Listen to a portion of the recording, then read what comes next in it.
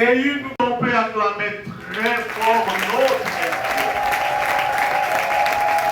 C'est possible de pousser des cris de joie en honneur à notre Dieu. Bien-aimé, salue ton frère et ta soeur. Dis-lui, Jésus ou rien. Dis avec assurance, bien-aimé. Communique à ton frère ou à ta soeur. Proclame. Dis-lui, Jésus ou rien. Sœur Déborah, que Dieu te bénisse. Vous savez, mon terme, c'était seulement l'église. Mais quand la sœur s'est tenue debout, j'ai compris qu'il faut mettre la virgule. Et dire, Église, Jésus ou rien. Est-ce qu'on peut la mettre très fort dans notre Église? Virgule technique, ajoute, virgule, Jésus ou rien. Bien-aimé, Jésus c'est la maison de notre Église. Et l'Église existe grâce à Jésus. Jésus est la source de l'Église.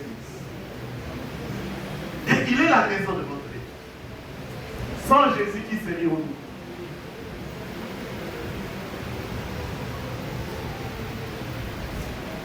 Son amour était tellement immense et il pourrait dire aux apôtres en disant, je ne vous laisserai pas orphelin. Quand bien même physiquement je ne serai pas avec vous, mais je demeure avec vous au travers du Saint-Esprit.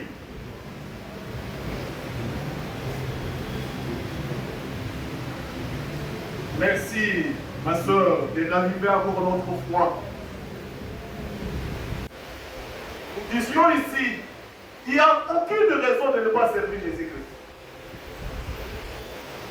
En bonne santé, il faut le servir. Pauvre, il faut le servir. Chômeur, il faut le servir. Même s'il est lit d'hôpital. On a la possibilité de servir Dieu. Et Dieu nous a permis d'expérimenter ça. Amen. Hein? Il y a tout, à tout moment, à tout notre état, nous devons les servir. Amen. Hein? Parce qu'il est la raison de notre vie. Nous aurons un long texte, mais nous n'allons pas prêcher pendant un long moment. Nous aimerions nous donner beaucoup plus à la prière. Amen. Parce que nous venons de clôturer la semaine des prières.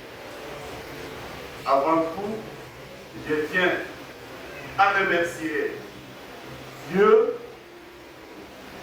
pour la mobilisation des uns et des autres pour cette semaine de prière.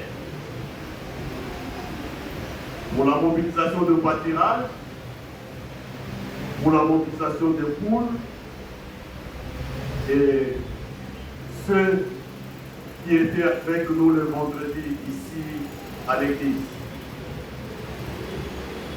Aussi, si on peut se tenir devant vous, c'est parce que Dieu l'a voulu. Voilà pourquoi nous les remercions et également remercions notre berger ainsi que les collègues des anciens. Merci pour vos prières également, parce que vous venez de dire que le Seigneur nous parle, nous utilise comme son instrument. Croyez à vos prières.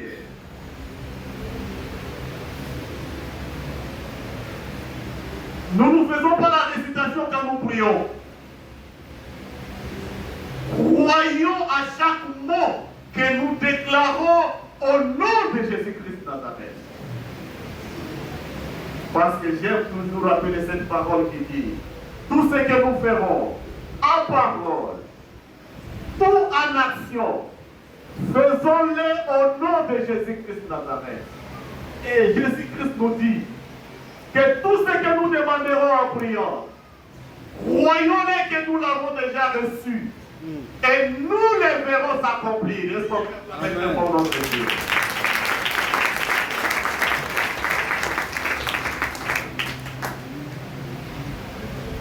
Tout ce que tu as demandé, tu le verras s'accomplir. Amen. Ne perds pas l'espoir. Il a demandé hier ça ne s'est pas accompli. Aujourd'hui, ça ne s'est pas accompli. Rassure-toi, ça va s'accomplir. Parce que c'est Dieu est fidèle. Amen. Hein? Nous allons lire nous allons prendre nos Bibles.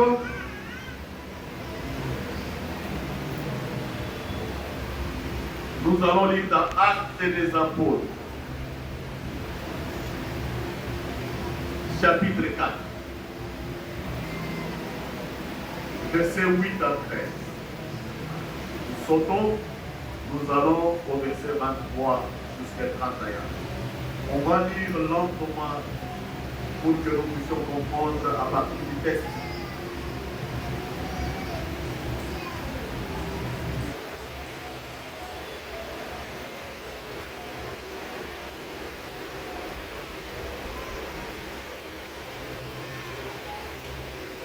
Alors Pierre, rempli du Saint-Esprit, leur dit, chef du peuple et ancien d'Israël, s'il vous plaît,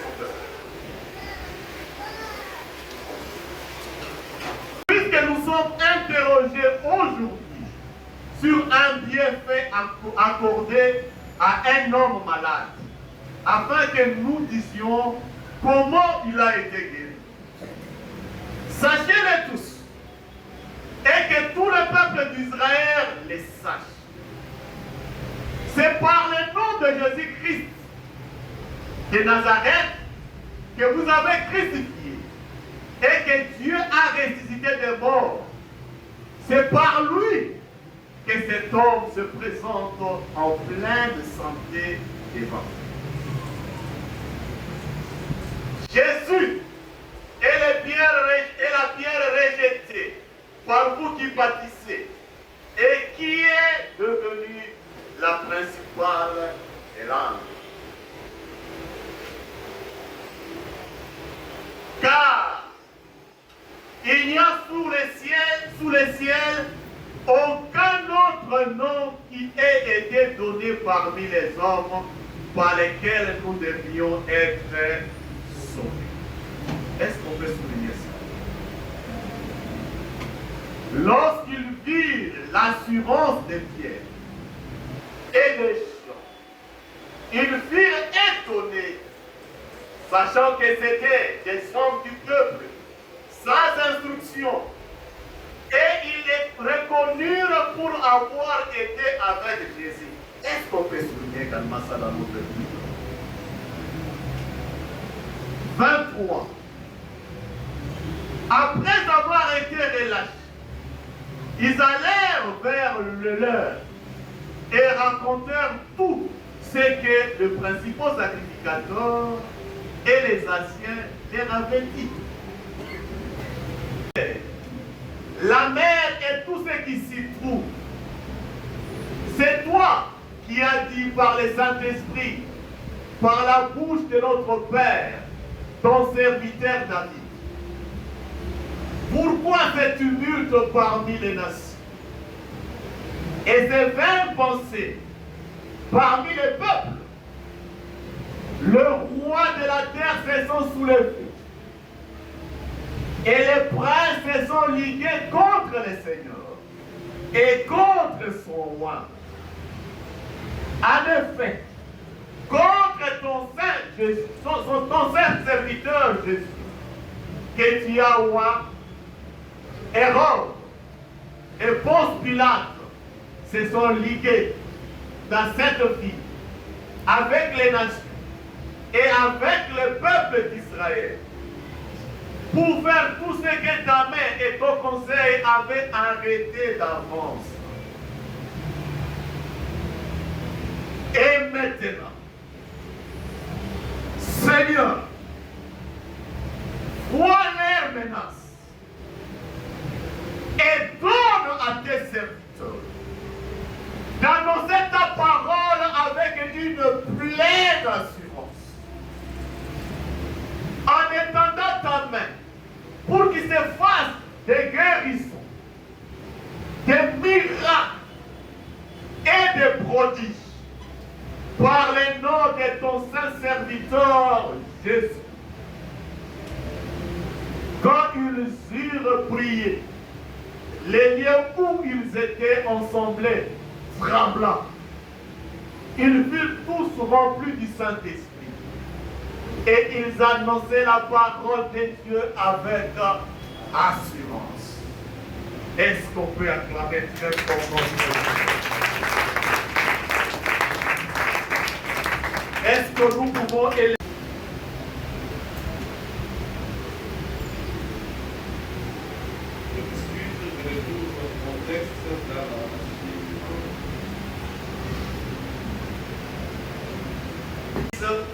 L'église, Jésus.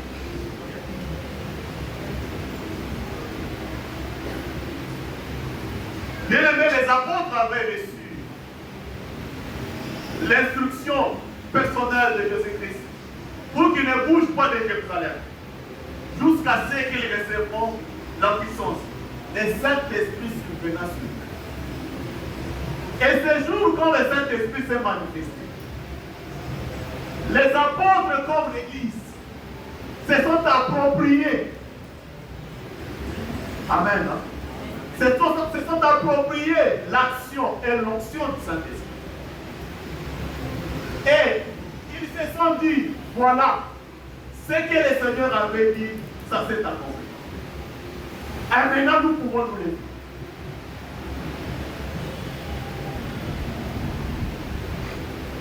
Et autrefois, quand nous avions prêché sur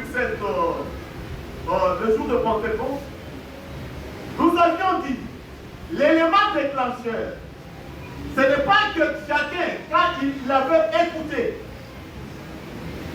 la promesse, la parole, l'instruction de Jésus-Christ, il est allé dans son coin. Non!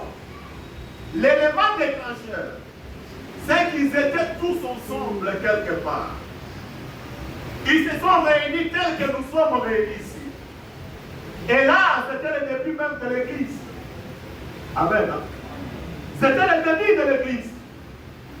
Et c'est de là qu'ils ont vu l'œuvre, la puissance, le Saint-Esprit s'est manifesté. Hier, le vendredi, le pasteur, et chaque fois qu'il est dit, l'Église est le lieu par excellence pour les chrétiens. L'Église est notre lieu de bénédiction. Pierre et Jean doivent être interpellés, jugés, et même empêchés de parler de la part de Jésus. Est-ce qu'on peut me balancer le verset 8 jusqu'à 12? Alors Pierre, rempli du Saint-Esprit, leur dit, chef du peuple et anciens, oui, puisque nous sommes interrogeants aujourd'hui sur un bienfait accordé à un homme malade, afin que nous disions comment il a été guéri. Amen. Amen. Bien aimé, quand tu pries, la suite, ce n'est pas toi. La suite, ce n'est pas à toi. Vous vous interrogez comment cet homme était guéri. Nous savons quoi. Nous allons dire tout simplement. Nous savons quoi alors. Et là, ce que nous avons, nous te mettons. Au nom de Jésus, n'aime pas et mal. Comment il a marché, nous savons. Amen. Amen. Bien aimé. Et si on peut déboucher notre foi, parce que nous allons prier. Ne prions pas avec la charge dans la tête. Ne prions pas avec beaucoup de soucis dans la tête. Jésus a dit déchargez-vous sur moi de tous vos soucis. Et je prendrai soin de vous. Bien aimé, cette assurance de Jésus-Christ en eux pouvait pousser l'apôtre Pierre et Jean de dire, bien aimé, nous vous assurons, il n'y a de salut à aucun autre nom sur cette terre.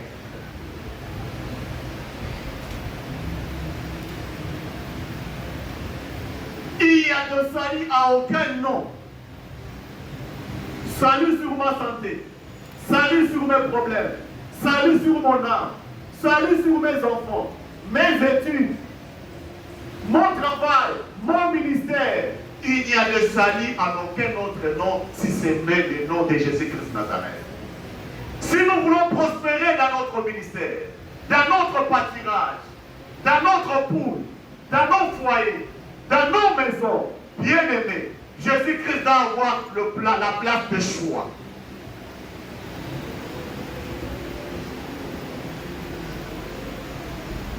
Jésus-Christ doit être le centre de tout, la base de tout, la source de tout, la fondation de tout.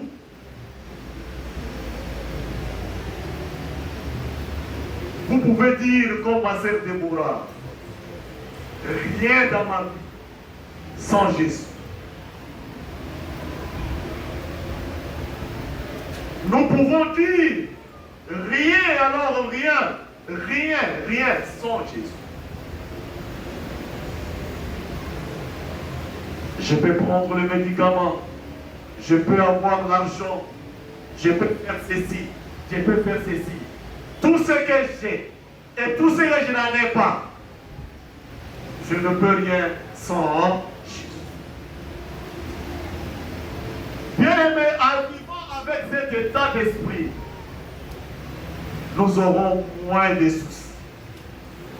Parce que notre souci, nous nous sommes déchargés sur Jésus.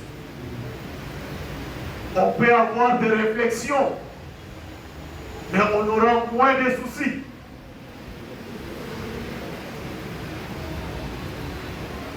Amen. Hein? On peut être dérangé, mais on ne sera pas abattu. Parce que nous faisons confiance à un seul, à un seul, à un seul, à un seul, à un seul, à un seul, à un seul, qui a la solution sur l'humanité. Voilà l'apôtre Pierre pouvait dire avec assurance. Il n'y a de salut en aucun autre nom. Mais combien a été leur étonnement de voir que ces gens qui parlent avec assurance n'avaient rien. Amen. N'avaient rien. Toi, quand tu te mets devant les gens, tu commences à voir ce qu'ils sont d'abord par rapport à toi. Mais les apôtres ont vu Jésus par rapport à ces gens-là. Ils ont commencé d'abord à voir Jésus. La possibilité qu'a Jésus sur leur vie, sur leurs problèmes.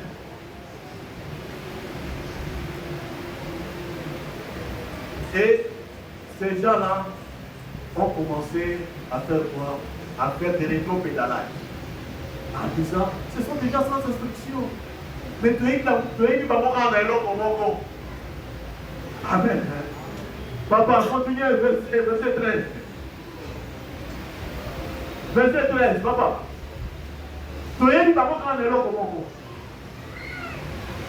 Est-ce qu'on peut lire la dernière phrase là, après deux points virgule? Il est reconnu pour avoir été avec Jésus. L'église, nous sommes avec qui? L'église, nous sommes avec qui?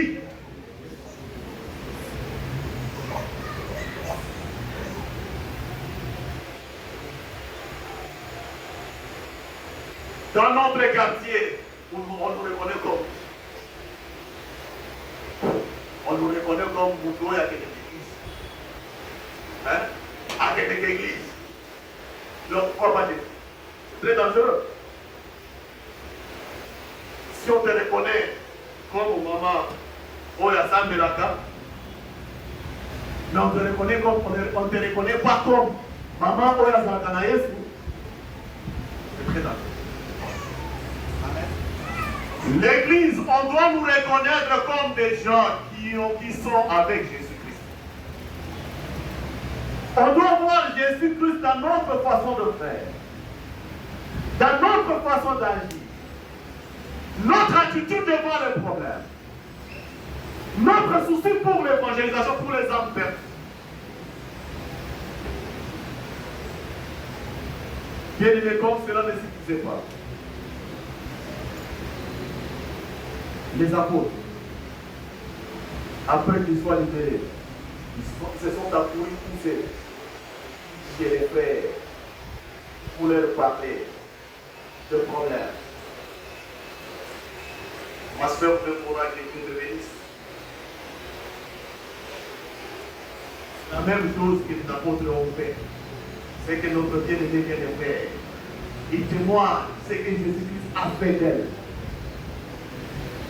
Les apôtres ont témoigné ce que Jésus-Christ a fait d'eux. Et toute l'église va là qui dit qu'en l'amour. Ça, c'est notre problème. Pourquoi on doit déranger les serviteurs de Dieu? Pourquoi on doit nous empêcher de prêcher l'évangile? Pourquoi on doit nous harceler? Parce que nous voulons que l'évangile se répande partout. Pourquoi on doit nous harceler? Parce que nous voulons que la mission que le Seigneur nous a confiée touche l'extrémité de la terre. Pourquoi on doit nous enseigner? Pourquoi on va nous bloquer? Toute l'église, toute la communauté va la dire qu'à l'évangile doit aller de l'avant. Et la source, et la base, et l'élément moteur est encore vivant, c'est Jésus. Nous allons revenir vers lui pour lui présenter les problèmes. Le mentor, qu'est-ce que nous faisons quand nous croyons que nos pâtirages n'avancent pas?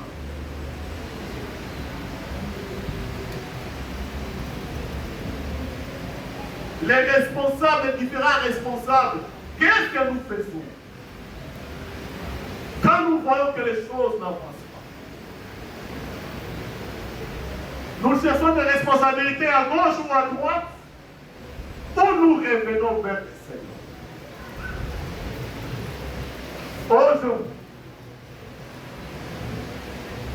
Aujourd'hui, nous allons présenter au Seigneur le problème de nos vies, les problèmes de nos pâtirages, les problèmes de nos pâtirages, les problèmes de nos familles.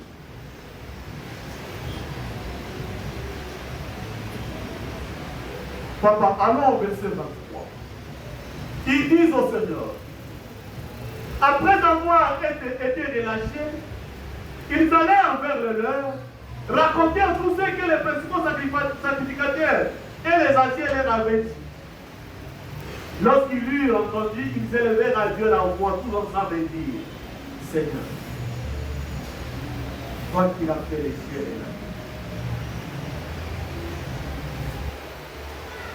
la mer et tout ce qui s'est fait. On évolue. C'est toi qui as dit, par les Saint-Esprit, par la bouche de notre Père, ton serviteur David, pourquoi fais-tu venu? Mon ami, pourquoi les choses n'avancent? Pourquoi je ne parviens pas à évangéliser? Pourquoi j'ai encore des doutes, des complexes pour parler de Jésus aux autres?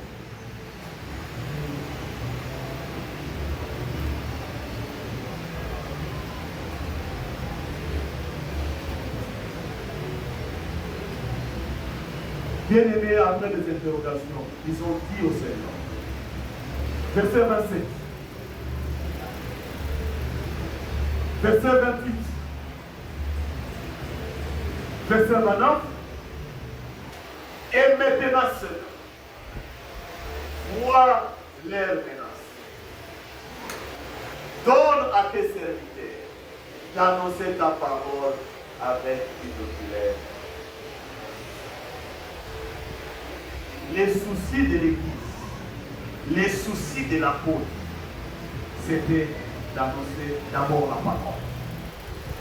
Amen. La préoccupation qu'animait l'Église, qui était à l'Église, c'était de quoi? De chercher, d'annoncer la parole. C'était seulement annoncer la parole avec une pleine assurance. Verset 30.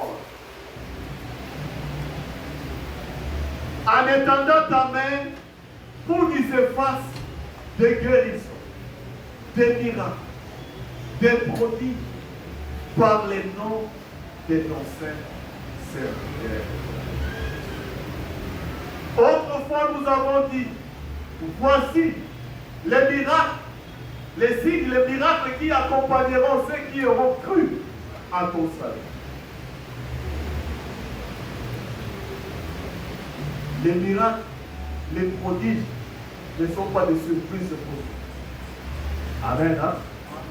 Amen. L'Église de Dieu ne doit pas faire des pèlerinages pour aller chercher des miracles. Nous dormons avec des miracles. Nous nous réveillons avec le miracle parce que nous faisons confiance en Jésus-Christ. C'est la préoccupation que doit avoir l'Église qui croit que Jésus ou rien. La préoccupation, c'est d'annoncer l'évangile. Amen. Amen. On a besoin de miracles. On a besoin de prodiges. Annonçons l'évangile avec assurance. Annonçons l'évangile avec conviction. Qui doit annoncer l'évangile? Est-ce les pasteurs? Est-ce les anciens? Est-ce les connus seulement les mamans? Bien aimés. Tout le monde. Amen. Amen. Enfants, adolescents, jeunes ou vieux, tous, nous avons la même mission d'annoncer l'évangile. Église, Jésus ou rien, nous devons nous préoccuper pour annoncer l'évangile. Parce que nous avons reçu la plénitude du Saint-Esprit. Parce que nous avons la plénitude du Saint-Esprit. Amen. Hein? Amen. Bien aimé.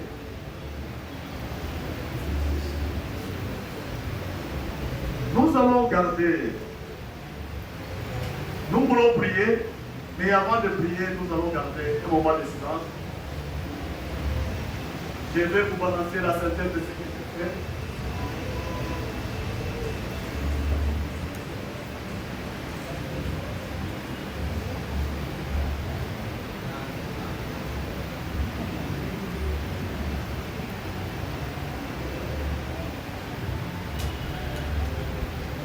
Église Jésus pour rien. Elle vit la plénitude du Saint-Esprit. Elle doit avoir foi du Saint-Esprit.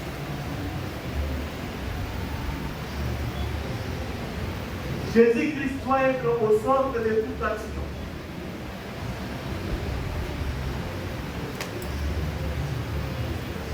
Elle doit développer l'intimité avec Dieu et la communion fraternelle.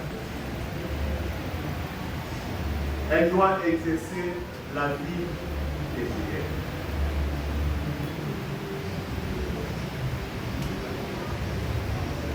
Elle doit proclamer l'évangile dans des moments favorables ou non.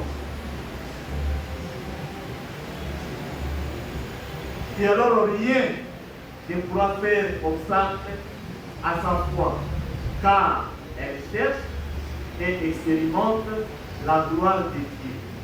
Et d'abord, c'est l'essence de son action. Que rien ne fasse obstacle à ta foi, car chercher et expérimenter la gloire de Dieu est l'essence de ton action. C'est après que les apôtres eurent prié, la Bible dit, la gloire où ils étaient tremblants. Amen. Bien aimés tous, nous allons nous lever.